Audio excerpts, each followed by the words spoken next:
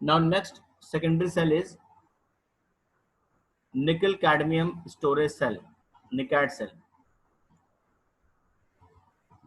ये भी बिल्कुल वैसे लेड स्टोरेज बैटरी की तरह, बस निकल और कैडमियम का ग्रिड होगा and it has a longer life than lead storage cell. अगर हम डिफरेंस की बात करेंगे तो इसका लाइफ थोड़ा सा लेड स्टोरेज बैटरी ज्यादा होता है, but it is more expensive. इसमें क्या होता है, cadmium electrodes at anode and metal grid containing निकल 4 ऑक्साइड कैथोड. तो ध्यान ये रखिएगा, कैडमियम एनोड और निकल का ग्रिड बनाएंगे निकल ऑक्साइड का, वो कैथोड. और KOH सॉल्यूशन इसमें इलेक्ट्रोलाइट, जैसे वहां सल्फ्यूरिक एसिड है वैसे KOH. अब डिस्चार्ज के टाइम की रिएक्शंस देखिए इसमें. ड्यूरिंग डिस्चार्ज एनोड पे cadmium gives cadmium hydroxide, cathode पे NiO2 gives NiOH whole twice plus 2OH.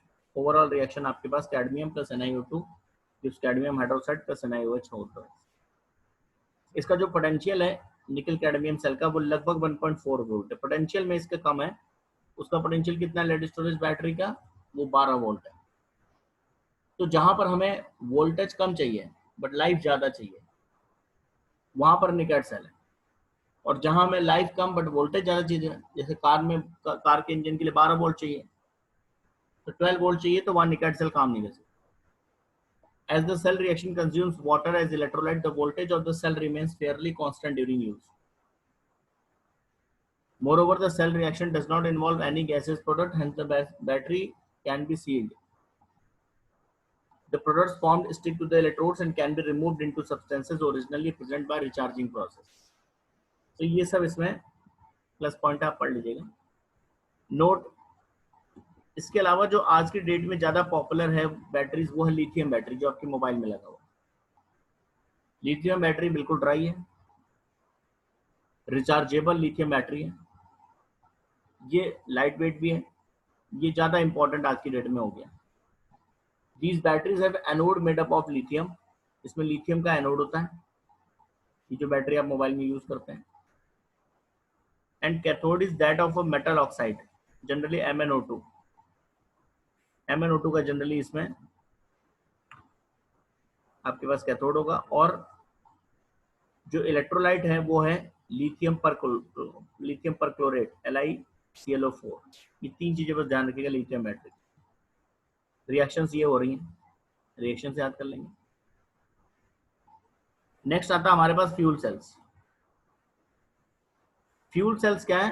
Fuel cells इस सेंस में इंपॉर्टेंट है क्योंकि यहां पर एक तो एक्सपेंस बहुत कम होता है इसमें एनर्जी जनरेशन में, और ये कोई पॉल्यूटेंट नहीं जनरेट कर रहा है. और सबसे अच्छी बात ये कि हाइड्रोजन ऑक्सीजन को लेकर ये एनर्जी दे रहा है, और हाइड्रोजन ऑक्सीजन हमारे एटमॉस्फेयर में बहुत ज्यादा. तो fuel cells are the devices which convert the energy produced during the combustion of fuels like hydrogen, methane, methanol. इन फ्यूल्स के कंबशन में जो एनर्जी लिबरेट होती है उसको ये कन्वर्ट करता है इलेक्ट्रिकल एनर्जी. तो फ्यूल सेल्स की डेफिनेशन क्लियर. फ्यूल सेल्स क्या करते हैं, जो फ्यूल्स हैं उनकी बर्निंग, उनके कंबशन में जो एनर्जी लिबरेट होती है. Once a cell which has been successful is a hydrogen oxygen fuel cell, and the cell was used as the primary source of electrical energy on the Apollo moon flights. जो Apollo flights use की गई थी moon के लिए, उसमें इस fuel cell का use हुआ था. ठीक है.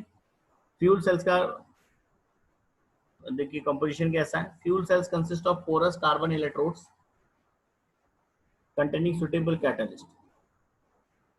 Concentrated KOH या NOH solution इसमें प्लेस करते हैं as electrolyte. Hydrogen oxygen gases are bubbled through the porous electrodes into the KOH और NOH solution. ये आपका डायग्राम देखिएगा. इसमें क्या होता है कि पोरस इलेक्ट्रोड्स यूज करते हैं कार्बन के. जैसे यहाँ पर अगर आप देखेंगे तो ये इलेक्ट्रोड्स हैं, ये भी ग्रेफाइट का ही है कैथोड, और ग्रेफाइट का ही एनोड भी है. ये दो इलेक्ट्रोड्स हो गए, और इसमें 3 कंपार्टमेंट हो गए, लेफ्ट, मिडिल, राइट. मिडिल वाले में हम इलेक्ट्रोलाइट फिल कर देते हैं,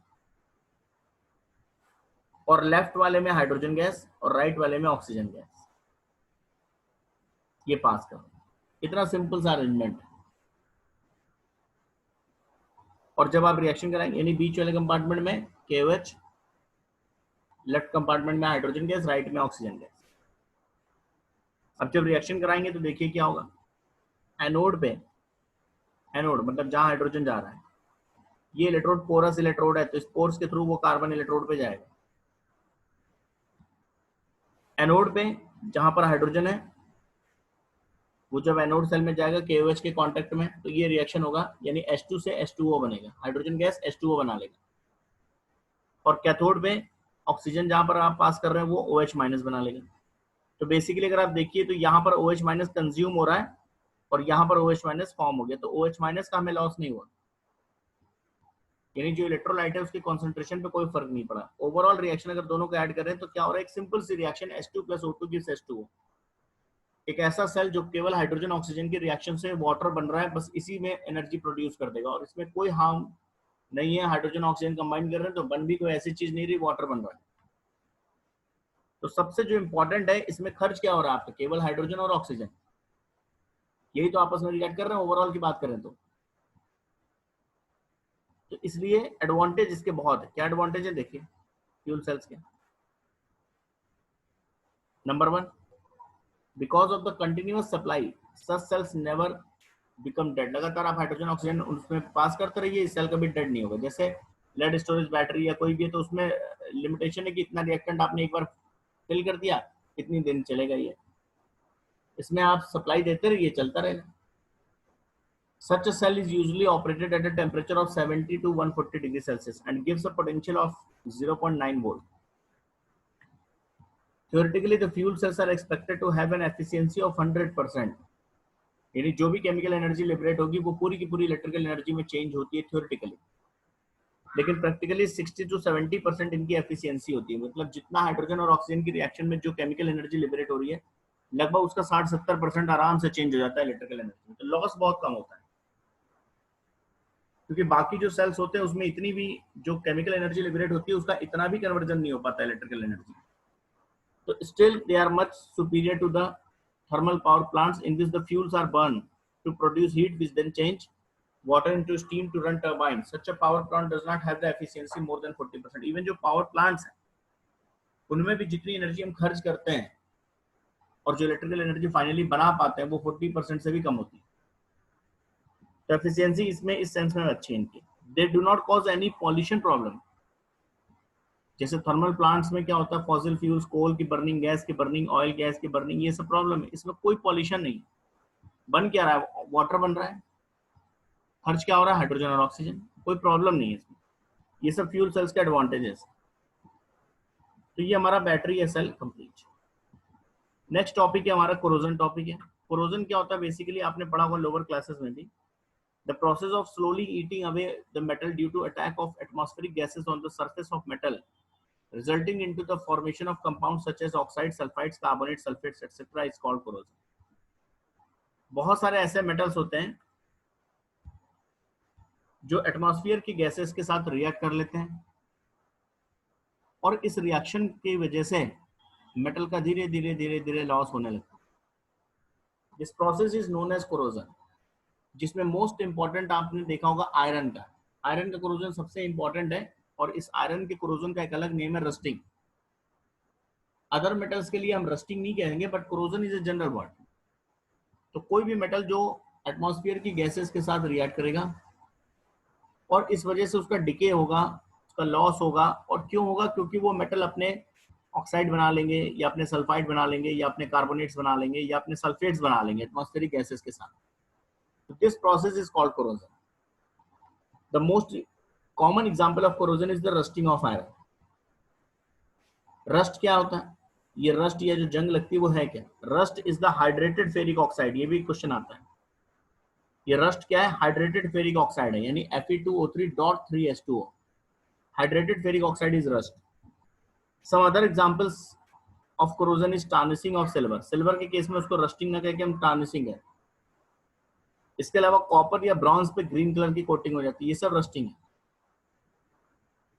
कोरोजन है।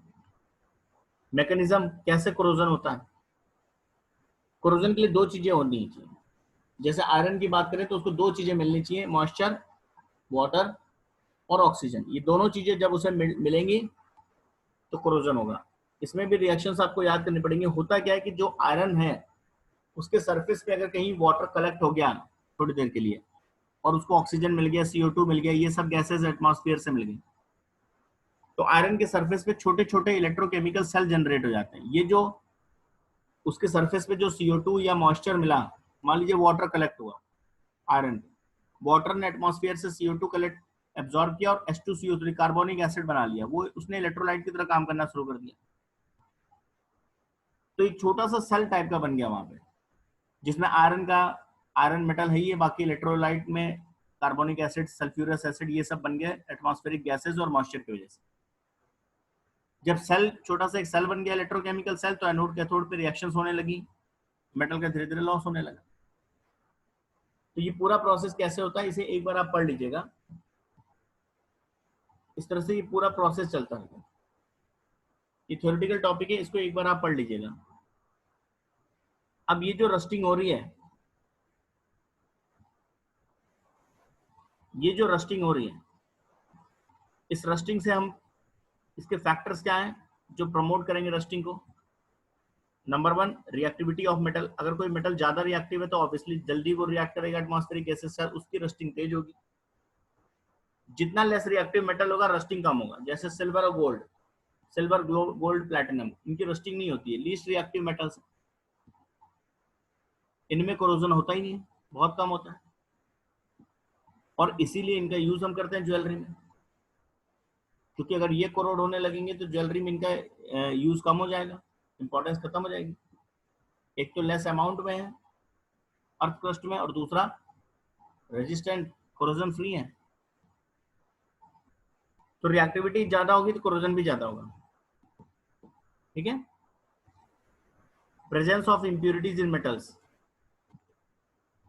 अगर प्योर मेटल है कोई तो जनरली वो फिर भी कोरोड नहीं होता जल्दी, लेकिन इम्प्योर मेटल है, उसमें कुछ इम्प्यूरिटी है, कोई दूसरा मेटल भी उसमें मिक्स है, जितनी इम्प्यूरिटी होगी कोरोजन के चांसेस ज्यादा होंगे।